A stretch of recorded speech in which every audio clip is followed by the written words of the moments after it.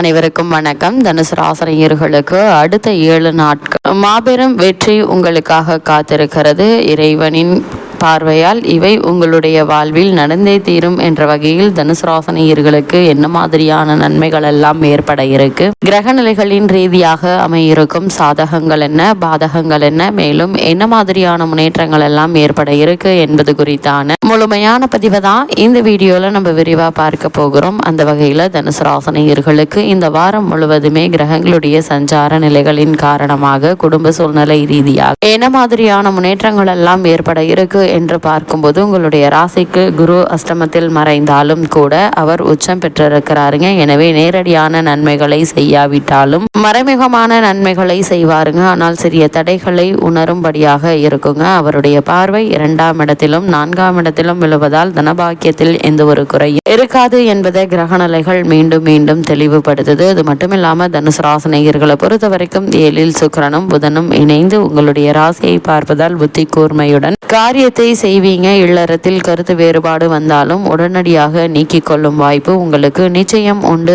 என்பதையும் கிரகநிலைகள் மீண்டும் மீண்டும் தெளிவுபடுத்துது. பயணங்களால் உங்களுக்கு பலன் உண்டுங்க. வியாபாரத்தில் நெருக்கடிகள் தீர்ந்து தொழில் முன்னேற்றமாக நடைபெறக்கூடிய ஒரு தருணமாக தான் இக்காலகட்டம் என்பது அமையிருக்கு என்பது கிரகங்களுடைய சஞ்சார நிலைகள் தெளிவாகவும் உறுதியாகவும் எடுத்துக்காட்டுது. அது மட்டும் இல்லாம தனுசு ராசினியர்கள் இந்த வாரத்தில் குடும்ப பொருளாதார நிலையை மேம்படுத்த என்ன மாதிரியான முயற்சிகளை அவர்கள் மேற்கொண்டாலும் நிச்சயம் உங்களுக்கு வெற்றி கிடைக்க இருக்கு என்பதையும் கிரகநிலைகள் மீண்டும் மீண்டும் தெளிவுபடுத்துது. அதே போல இந்த வாரத்துல லக்னாதிபதி 8ல் மறைவதால் உடல் நல பிரச்சனைகள் ஏற்படலாங்க. நோய்களை கவனிக்காவிட்டால் அவைகள் வளர்ந்து அதிக செலவோடு கூடிய மருத்துவத்திற்கு செல்ல வேண்டிய நிலை வரலாங்க. அதனால் உங்களுக்கு சிறு உடல் உபாதை என்றாலும் கூட உடனே மருத்துவரிடம் அணுகி அதற்கான சிகிச்சை பெறுவது தேவையில்லாத வீண் விரைய, அதுவும் மிகப்பெரிய மருத்துவ செலவுகள் ஏற்படாமல் இருக்க உறுதுணையாக இருக்கும் என்பதை கிரகநிலைகள் தெளிவுபடுத்துது. மனதில் கலக்கம், தெளிவின் மயம் ஏற்படலாங்க. எதிர்பாராத சிக்கல்களும் சோதனைகளும் வரும் நேரம் என்பதால ஒவ்வொரு விஷயத்தையும் ஒரு முறைக்கு இருமுறை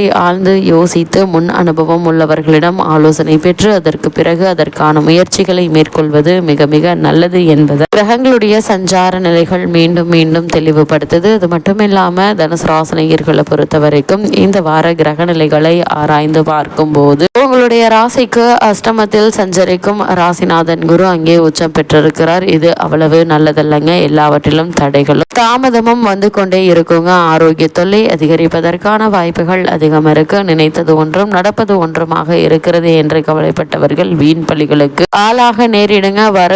வருவதற்கு முன்பே செலவு காத்திருக்குங்க. அது மட்டும் இல்லாம இத்தருணங்கள் முழுவதுமே மகிழ்ச்சி குறையாமல் இருக்க சிந்தித்து செயல்பட வேண்டும் என்பதையும் கிரகநிலைகள் மீண்டும் மீண்டும் தெளிவுபடுத்துது. அதே போல் தனுசு ராசினியர்களை பொறுத்த வரைக்கும் உங்களுடைய ராசிக்கு 5, 12 ஆகிய இடங்களுக்கு அதிபதியானவர் செவ்வாய், பஞ்சம வரையாதிபதியான அவர் சத்ருஸ்தானத்திற்கு வரும்போது எதிரிகள் பலம் குறையுங்க. இருந்தாலும் மனக்கவலை அதிகரிக்கும். உறவினர்கள் பகையாக மாறலாங்க. அதனால் அதிக கவனத்தோடு இருப்பது அவசியம். உத்தியோகத்தில் மேலதிகாரிகளுடைய கெடுபிடி அதிகரிக்கும். சேர்த்து வைத்த சேமிப்புகள் கரையுங்க. பிள்ளைகள் வழியில் பிரச்சனைகள் விரயங்களும் ஏற்படுவதற்கான வாய்ப்புகள் இருக்கு. இந்த விரயங்களை சுப விரயங்களாக மாற்றிக்கொள்வது தேவையில்லாத பிரச்சனைகள் ஏற்படாமல் இருக்க உறுதுணையாக இருக்குங்க. கூடுமானவரை பிள்ளைகளுடைய திருமண செலவு, அவர்களுடைய கல்வி அல்லது அவர்களுடைய வேலை சம்பந்தமாக இந்த செலவுகளை நீங்கள் மேற்கொள்ளும் போது நல்ல ஒரு முன்னேற்றமே ஏற்படுவதற்கான சாத்தியக்கூறு அதிகம் இருக்கு என்பதை கிரகநிலைகள் தெளிவுபடுத்துது. பூர்வீக சொத்துக்களை பிரித்துக் கொள்வதில் ஏற்பட்டு வந்த தாமதங்கள் நீங்க இருக்குதுங்க. அவர்களுக்கான பூர்வீக சொத்துக்களுக்கான பாக பிரிவினை சுமூகமாக முடியும் என்பதையும் கிரகநிலைகள் உறுதியளிக்குது. அதே போல் தனுசு ராசினியர்களை பொறுத்த வரைக்கும் உங்களுடைய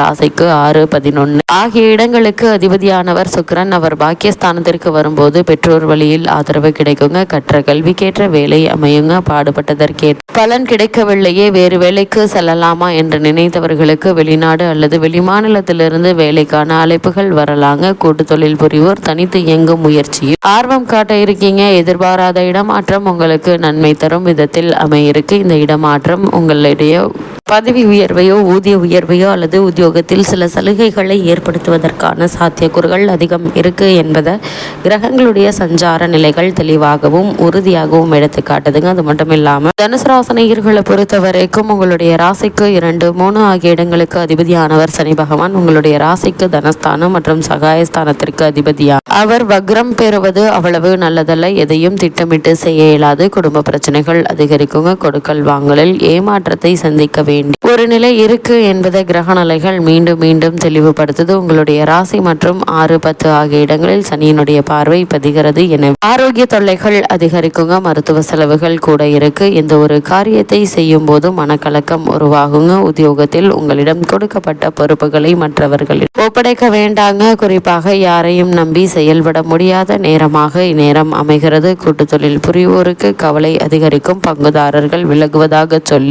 அச்சுறுத்தும் மனநிலை மாற வேண்டுமானால் மந்தன் எனப்படும் சனி பகவானை வழிபடுவது எண்ணற்ற நன்மைகளை உங்களுடைய வாழ்வில் நிச்சயம் ஏற்படுத்துங்க. அது மட்டும் இல்லாமல் தனுசு ராசினியர்களை பொறுத்த வரைக்கும் இந்த வாரம் குறிப்பாக பொது வாழ்வில் உள்ளவர்களுக்கு போட்டிகள் அதிகரிக்குங்க. பொது இடங்கள்ல பேசும்போது கவனமாக பேசுங்க.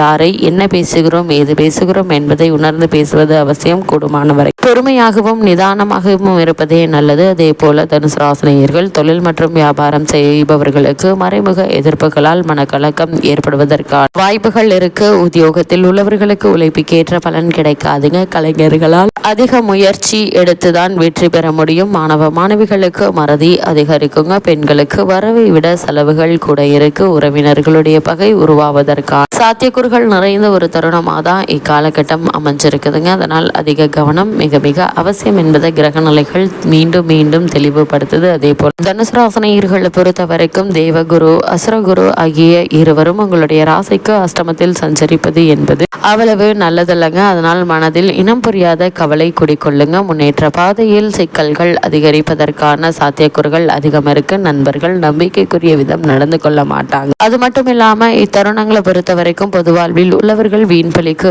ஆளாக நேரிடும். அதனால் எதிர்பாலினத்தவருடன் பழகும் போது அதிக கவனத்தோடு இருங்க. அதே போல் உத்தியோகத்தில் இருக்கக்கூடிய தனுசு ராசினியர்கள் நீங்களோடு உங்களுடைய வேலை என்றிருப்பது அவசியங்க. யாரிடமும் எதற்காகவும் உங்களுடைய சொந்த விஷயங்களை பகிர்ந்து கொள்ள வேண்டாம். அதே போல மற்றவர்களுடைய விஷயத்திலும் நீங்கள் தலையிட வேண்டாங்க. எதிர்பாலினத்தோருடன் பழகும் போது அதிக எச்சரிக்கையோடு இருப்பது அவசியங்க. காரணத்தை கொண்டும் நிர்வாகத்தினரை பற்றியோ அல்லது மேலதிகாரிகளை பற்றியோ புறம் பேச வேண்டாம் என்பதையும் கிரக நிலைகள் மீண்டும் மீண்டும் தெளிவுபடுத்துது. ஏனென்றால் நீங்கள் சிறியதாக சொன்ன விஷயம் பெரியதாக பரவி உங்களுடைய பெயருக்கு அவப்பெயர் ஏற்படுத்துவதற்கான வாய்ப்புகள் இருக்குதுங்க. அதனால் அதிக கவனத்துடன் எச்சரிக்கையுடன் இருப்பது அவசியம் என்பது கிரகநிலைகள் மீண்டும் மீண்டும் தெளிவுபடுத்துது. தனுசு ராசினியர்களை பொறுத்த வரைக்கும் இத்தருணங்கள்ல கிரகநிலைகளின் ரீதியாக கூறப்படும் பரிகாரம் என்ன என்று பார்க்கும்போது சனீஸ்வரன் வழிபாடு உங்களுடைய சஞ்சலத்தை தீர்க்குங்க. அது மட்டும் இல்லாம வீட்டிற்கு அருகாமையுள்ள திருக்கோவிலுக்கு சென்று நவகிரகங்களில் உள்ள சனி பகவானுக்கு